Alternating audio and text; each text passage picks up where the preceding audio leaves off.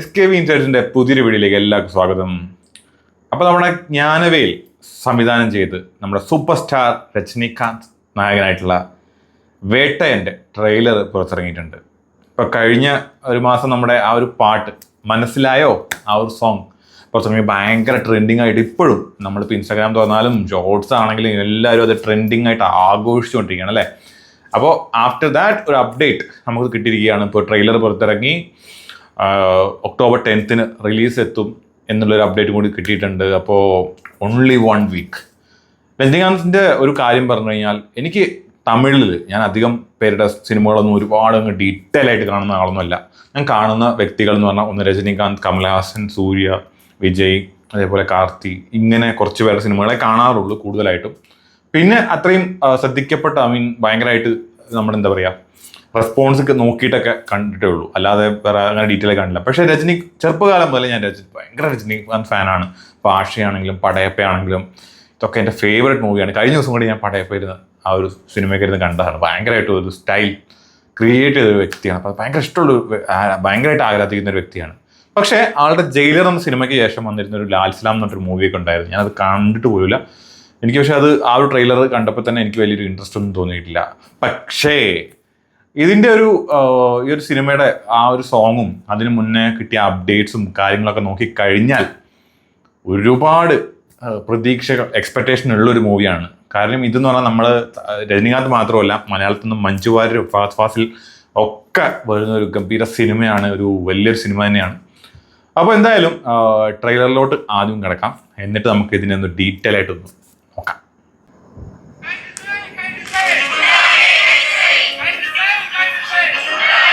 Lyca productions.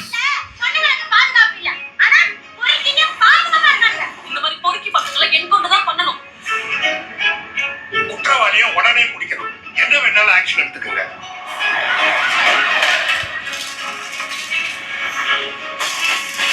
It was a brutal murder, sir.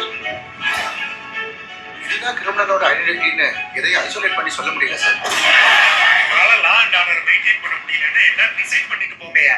ஒரு வாரத்துல encounter பண்ணியா? தேவையில்லை சார். எஸ். ரொம்ப அதிகம். 3 நாள்ல டிபார்ட்மெண்ட்டுக்கு நல்ல பேர் வரும்.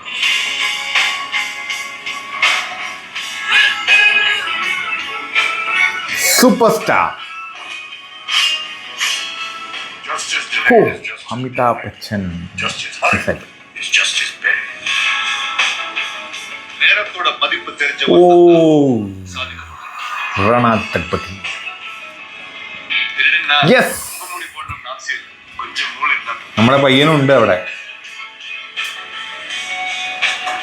குற்றங்கள் தொட்டதாய் மாதிரி அதை உணர விடக்கூடாது சார். அவன் கிட்ட பத்தி படி இருக்கு. அவன் நெட்வொர்க்ல 2000 பேருக்கு மேல இருக்காங்க. இவ்வளவு பெரிய போலீஸ் ஃபோர்ஸ் வெப்பன்ஸ் பவர் இருந்தும் ஒரு கிரிமினல் அட்ரோல் பண்ணிட்டு இருக்காங்க. சொன்னா அந்த போலீஸ் சரியா வேலை செய்யலன்னு அர்த்தம். சும்மா பேசிட்டு இந்த ப்ராப்ளம் இல்ல, அவனை தூக்குவாங்க.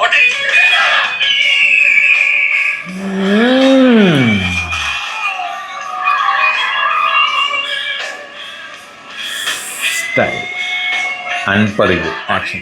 நீதியால நான் பண்ண முடியும். என்னோட அநீதியால என்ன? அநியாயம் நடக்கும்போது போலீஸ் அமைதியா இருக்கிறத விட அதிகாரத்தை கை അഭിരാമി, മഞ്ജു വാര്യർ.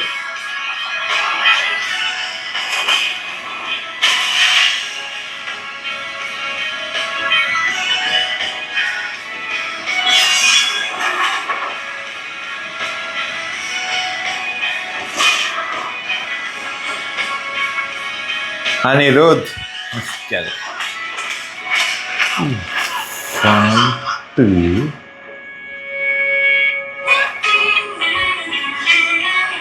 വെട്ടയൻ ഹണ്ടർ. எந்த போஸ்ட் தூக்கி அடிச்சாலும் நான் அதே போலீஸ்காரன் தான். என்கிட்ட இருந்தவனை யாராலையும் காப்பாற்ற முடியாது.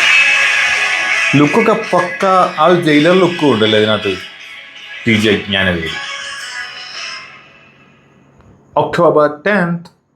ഈ ഒരു ട്രെയിലർ കണ്ടിട്ട് എനിക്ക് തോന്നുന്ന കാര്യം എന്ന് വെച്ചാൽ പക്ക ഒരു ക്രൈം ത്രില്ലർ ആ ഒരു ലെവലിലോട്ടാണ് സിനിമ പോകുന്നത് തോന്നുന്നു. ക്രൈം ത്രില്ലറാണ്. പിന്നെ അമിതാഭ് ബച്ചൻ്റെ പേര് ഞാനത് മിസ്സായിപ്പോയി, ഞാൻ ആദ്യം പറഞ്ഞപ്പോൾ അമിതാഭ് ബച്ചൻ. പിന്നെ അതേപോലെ നമ്മുടെ കൊത്തയിൽ ആ ഡാൻസ് ഉണ്ടായിരുന്ന ഋത്തിക സിംഗോ, ആ ഒരു പുള്ളിക്കാരി, അങ്ങനെ ഒരുപാട് അഭിരാമി, ഇങ്ങനെ വലിയൊരു സ്റ്റാർ കാസ്റ്റ് തന്നെ ഉണ്ട്, ചില്ലറ സിനിമയൊന്നും അല്ല. പക്ഷെ കണ്ടിട്ട് ഒരു പ്രോമിസിങ് സാധനമാണ്. നല്ലൊരു ത്രില്ലിങ് എലമെന്റ് ഒക്കെ തോന്നുന്ന കിഡിലൻ ഫൈറ്റും കാര്യങ്ങളൊക്കെ. ഫഹദ് ഫാസിലൊക്കെ കിഡിലൻ ഫൈറ്റൊക്കെ കണ്ടു. അപ്പം എന്തായാലും നല്ലൊരു സിനിമ പ്രതീക്ഷിക്കുന്നുണ്ട് ആക്ച്വലി. പിന്നെ അൻപറിവ് അവരുടെയൊക്കെ ഫൈറ്റ് നമുക്ക് പറഞ്ഞാൽ ഒരു എക്സ്പെക്ടേഷൻ ഉണ്ട്. നമ്മൾ മലയാളത്തിൽ നിന്ന് വന്ന് ചെയ്തു പോയിട്ടൊക്കെ ഉണ്ട് നമ്മുടെ ആർട്ടിക്സിലൊക്കെ. അപ്പം ഗംഭീര സിനിമ ആവട്ടെ എന്നുള്ളൊരു വലിയൊരു പ്രതീക്ഷയുണ്ട്. കാര്യം രജനീകാന്ത് എന്ന് പറഞ്ഞു കഴിഞ്ഞാൽ നമുക്ക് എപ്പോഴും ആളുടെ നിന്ന് എക്സ്പെക്ട് ചെയ്യുന്ന ഒരു സാധനം എങ്ങനെയാണോ ആ ഒരു സാധനം കിട്ടിയാൽ മതി. അതിൻ്റെ കൂടുതൽ നമ്മൾ കാര്യം വെച്ചാൽ പുള്ളിയുടെ സ്റ്റൈൽ, ആ ഒരു കരിസ്മ, ആ ഒരു ആക്ഷൻ, ആ പുള്ളിക്ക് ഈ ഒരു ഏജിലും അത് ഇപ്പോഴും പോയിട്ടില്ല എന്നുള്ളതാണ് കാര്യം. പ്രത്യേകിച്ചും നമ്മൾ ആ ഒരു സിനിമ, ഇപ്പോൾ ഞാൻ രജനീകാന്ത് സിനിമ പ്രത്യേകം കാണുമ്പോൾ ശ്രദ്ധിക്കുന്ന ഒരു കാര്യം, നമ്മുടെ ആ ഒരു ടൈറ്റിൽ കാർഡ് സൂപ്പർ സ്റ്റാർ എന്നുള്ളത് വർഷങ്ങളായിട്ട് അതേ സെയിം പാറ്റേൺ പിന്തുടരുന്ന ഒരാളാണ്. ആ ഒരു സൂപ്പർ സ്റ്റാർ എന്ന് പറഞ്ഞാൽ വൺ ആൻഡ് ഓൺലി നമുക്ക് പറയാൻ, തമിഴിലൊക്കെ പറഞ്ഞു കഴിഞ്ഞാൽ രജനീകാന്ത് അല്ലാതെ വേറെ ആളെ പറയാൻ സാധിക്കില്ല.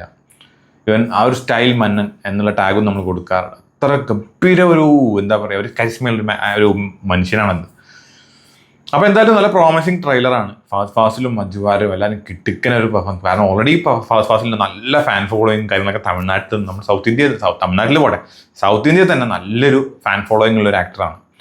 അപ്പോൾ ഈവൻ മഞ്ജു വാര്യരാണെങ്കിൽ കൂടി മുന്നേ നമ്മുടെ തമിഴ് സിനിമകൾ ഒരുപാട് ചെയ്തിട്ടുണ്ട്. എനിക്ക് ഫേവറേറ്റ് ആയിരുന്നു അസുരനിലെ ക്യാരക്ടറൊക്കെ. ഗംഭീര ഒരു പെർഫോമൻസ് ആയിരുന്നു മഞ്ജു വാര്യരുടെ. അപ്പോൾ എന്തായാലും നല്ലൊരു പ്രതീക്ഷയുണ്ട്. എന്തായാലും ഈ ട്രെയിലർ കണ്ടിട്ട് അത്യാവശ്യം നല്ലൊരു എന്താ പറയുക, ക്രൈം ത്രില്ലർ മോഡ് തന്നെയാണ് സെറ്റ് ചെയ്യുന്നത്.